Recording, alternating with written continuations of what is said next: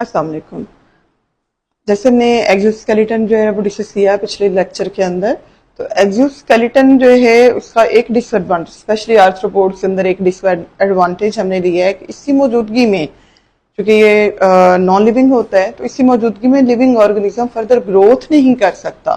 तो ग्रोथ तो करनी है, अब वो क्या करेगा, अपने ओल्ड एक्सोस्केलेटन को शेड ऑफ करेगा पीरियोडिकली, यानी वक्तन फोक्तन उसने उसको पुराने एक्सोस्केलेटन को गिरा देना है और उसकी जगह पे नया एक लार्जर साइज का एक्सोस्केलेटन उसकी फॉर्मेशन जो है वो कर लेनी है, ताकि ऑर्गेनिज्म जो है फास्ट रेट पे जो है वो ग्रोथ कर सके। तो अब वो प्रोसेस जिसके अंदर ओल्ड एक्सोस्केलेटन को सेपरेट किया जाएगा और न्यू एक्सोस्केलेटन की फॉर्मेशन की जाएगी, इस प्रोसेस को कहा जाता है एक्डाइसिस और moulting. So ecdysis or molting is the phenomena or the process in which periodic shedding of exoskeleton takes place and formation of new exoskeleton takes place. Arthropods के अंदर ये स्पेशली प्रोसेस जो है ना वो हम इसमें लेंगे कि एक्डाइसिस जो है शेडिंग हो रही है ओल्ड एक्सोस्केलेटन की। अब इसकी जरूरत क्यों पेश आती है, जो ओल्ड एक्सोस्केलेटन है उसको शेड करने की जरूरत क्यों पेश आती है? चूंकि एक्सोस्केलेटन ग्रो नहीं कर सकता, सो ओल्ड एक्सोस्केलेटन को गिराना भी जरूरी है और इसी जगह पे न्यू लार्जर साइज का जो एक्सोस्केलेटन है उसका बनाना भी जरूरी है। अब ये जो प्रोसेस है जिसके अंदर ओल्ड एक्सोस्केलेटन को शेड करेंगे और आर्थ्रोपोड्स और न्यू एक्सोस्केलेटन की फॉर्मेशन करेंगे, ये प्रोसेस कहलाता है एक्डाइसिस। इसको मोल्टिंग भी कहा जाता है और एक्डाइसिस भी कहा जाता है। इस प्रोसेस को जिसमें ओल्ड एक्सोस्केलेटन को स्प्लिट ऑफ करना है, उसको तोड़ना फोड़ना है और उस जगह पे नया एक्सोस्केलेटन लार्जर साइज का जो बनाना है, इस प्रोसेस को कंट्रोल करने वाली कौन कौन सी चीजें, दो चीजें इसको कंट्रोल करती हैं। एक इसमें सेंट्रल नर्वस सिस्टम जो है ये कंट्रोल कर रहा होता है आर्थ्रोपोड्स का, दूसरी चीज इसके अंदर एक स्पेशल हार्मोन प्रोड्यूस होता है जिसका नाम है एक्डाइसन।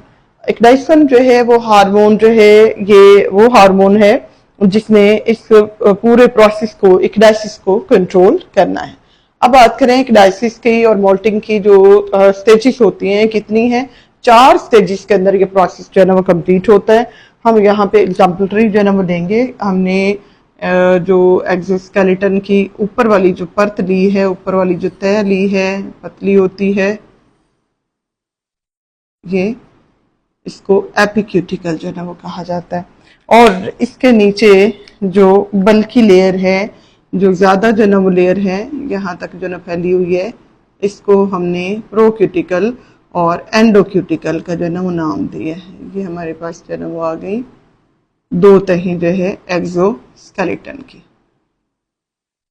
ताकि हमें ये समझने में आसानी हो कि प्रोसेस किस तरह से ये काम कर रहा है। ये रेड कलर में हमारे पास आ गई एंडोक्यूटिकल, और इसको प्रोक्यूटिकल भी कहते हैं। अपर लेयर जो है ये आ गई हमारे पास एपिक्यूटिकल। एपिक्यूटिकल और ये लेयर है हमारे पास प्रोक्यूटिकल, या इसको एंडोक्यूटिकल भी कहेंगे। बनाता कौन है? इस एक्सोस्केलेटन को बनाने के लिए नीचे यानी पूरी जो है ना वो स्किन होगी एनिमल की। तो जो एनिमल की स्किन है उसकी बाहर वाली जो लेयर है जिसको एक्टोडर्म कहते हैं, ये एक्टोडर्म है। एक्टोडर्म ने ये सक्रीट करना है सारा का सारा जो है एक्सोस्केलेटन। 4 स्टेप के अंदर ये प्रोसेस जो है एक्डाइसिस का कंप्लीट होता है। सबसे पहले होती है एंडोक्यूटिकल की या प्रोक्यूटिकल की डाइजेशन। इसकी डाइजेशन कहाँ से होगी, कैसे होगी? इसको डाइजेस्ट करने के लिए स्पेशल जो है वो चाहिए होते हैं एंजाइम।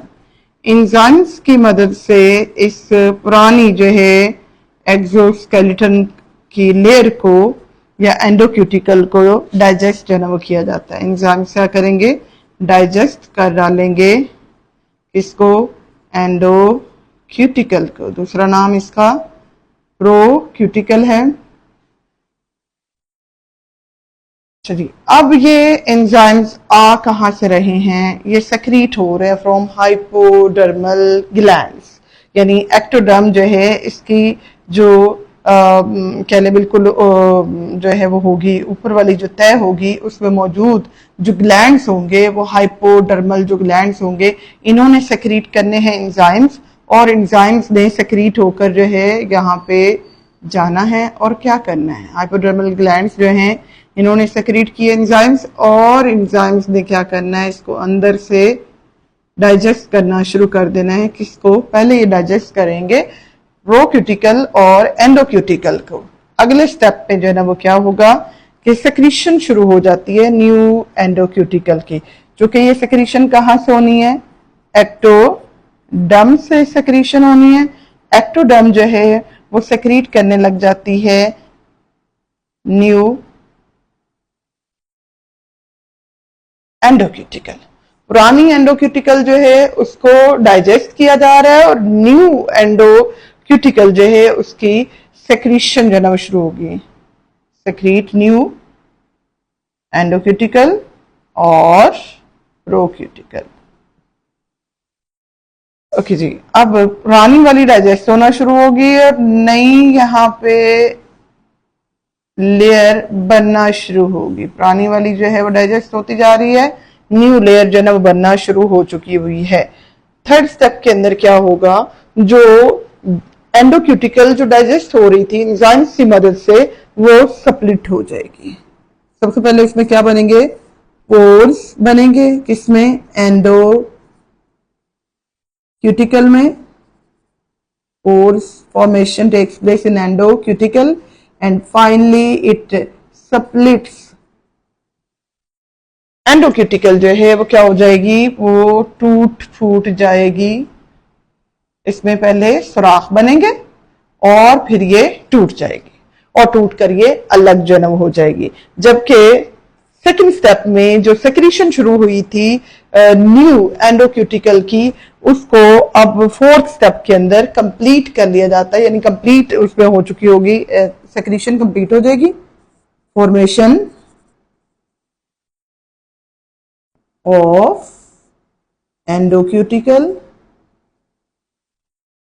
एंड एपिक्यूटिकल कंप्लीट हो जाएगी।